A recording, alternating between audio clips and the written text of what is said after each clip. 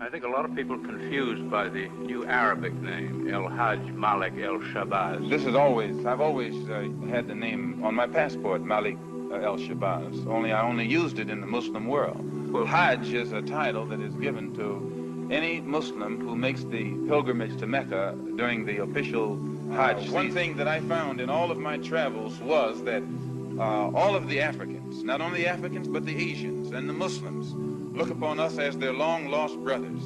And America had actually tricked many of them into a hands-off policy by giving them the impression that she was honestly trying to do something to solve the problem. My argument over there was designed to prove that it is impossible for the United States government to solve the race problem. It's impossible. Never have I witnessed such sincere hospitality and overwhelming spirit of true brotherhood as is practiced by people of all colors and races here in this ancient holy land, the home of Abraham, Muhammad, and all the other prophets of the Holy Scriptures.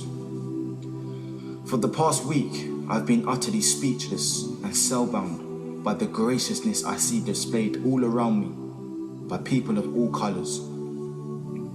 I've been blessed to visit the Holy City of Mecca.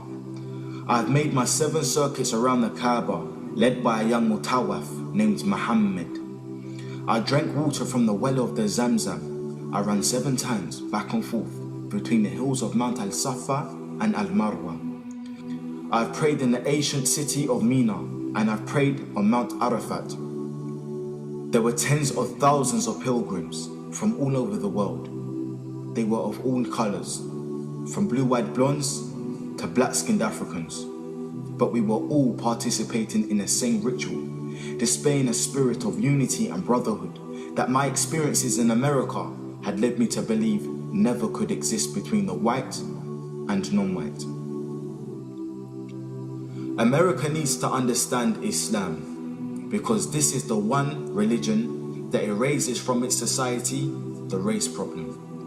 Throughout my travels in the Muslim world, I have met, talked to, and even eaten with people who in America would have been considered white, but the white attitude was removed from their minds by the religion of Islam. I have never before seen sincere and true brotherhood practiced by all colors together, irrespective of their color. You may be shocked by these words coming from me, but on this pilgrimage, what I have seen and experienced has forced me to rearrange much of my thought patterns previously held, and to toss aside some of my previous conclusions. This was not too difficult for me. Despite my firm convictions, I have always been a man who tries to face facts and to accept the reality of life as new experience and new knowledge unfolds it.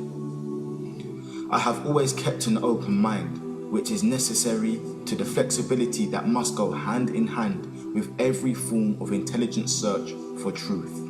During the past 11 days here in the Muslim world, I have eaten from the same plate, drunk from the same glass, and slept in the same bed or on the same rug, while praying to the same God with fellow Muslims, whose eyes were the bluest of blue, whose hair was the blondest of blonde, and whose skin was the whitest of white.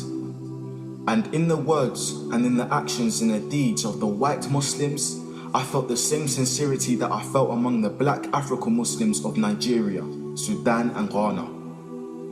We were truly all the same brothers because their belief in one God had removed the white from their minds, the white from their behavior, and the white from their attitude. I could see from this that perhaps if white Americans could accept the oneness of God, then perhaps too they could accept the reality, the oneness of man, and cease to measure and hinder and harm others in terms of their differences in color. With racism plaguing America like an incurable cancer, the so-called Christian white American heart should be more receptive to a proven solution to such a destructive problem. Perhaps it could be in time to save America from imminent disaster. The same destruction brought upon Germany by racism that eventually destroyed the Germans themselves. Each hour here in the Holy Land enables me to have great spiritual insights into what is happening in America between black and whites. The American Negro never can be blamed for his racial animosities. He is only reacting to 400 years of the conscious racism of the American whites. But as racism leads America up to the suicide path, I do believe, from the experience that I've had with them, that the whites of the younger generation in the colleges and universities will see the handwriting on the walls, and many of them will turn to the spiritual path of truth, which is the only way left to America to ward off the disaster that racism inevitably must lead to. Never have I been so highly honored. Never have I been made to feel more humble and worthy. Who would believe the blessings that have been heaped upon an American Negro? A few nights ago, a man who would be called in America a white man, a United Nations diplomat, an ambassador, a companion of kings, gave me his hotel suite and his bed. Never would I have even thought or dreaming that I would ever be a recipient of such honors. Honors that in America would be bestowed upon a king, not a Negro. All praise is due to Allah, the Lord of all the worlds. Sincerely, Al-Hajj Malik Al-Shabazz, also known as Malcolm X.